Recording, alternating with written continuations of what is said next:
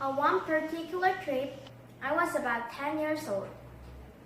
I was rolling around in the big bench seat in the back of the car. My grandfather was driving, and my grandmother had the passenger seat. She smoked throughout these trips, and I hated the smell. I poked my head into the front of the car, tapped my grandmother on the shoulder, and proudly proclaimed, "At 2 minutes per puff, you've taken 9 years of your life." My grandmother burst into tears. I sat in the back seat and didn't know what to do. While my grandmother was crying, my grandfather, who had been driving in silence, pulled over onto the shoulder of the highway. He got out of the car and came around and opened my door and waited for me to follow. My grandfather looked at me, and after a bit of silence, he gently and calmly said, "Jeff, one day you'll understand that it's harder to be kind than clever." What I want to talk to you about today is the difference between gifts and choices.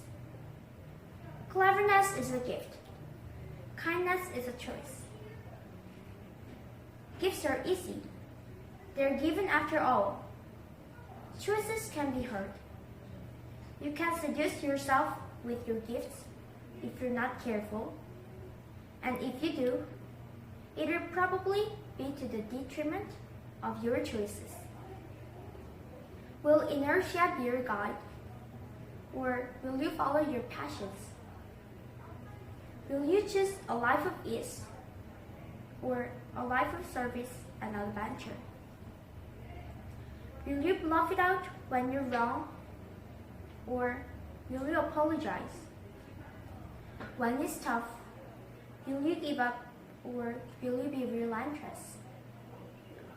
Will you be a cynic, or will you be a builder? Will you be clever at the expense of others, or will you be kind? When you're 80 years old and in a quiet moment of reflection narrating for only yourself, the most personal version of your life story, the telling that will be most compact and meaningful, will be the series of choices you have made.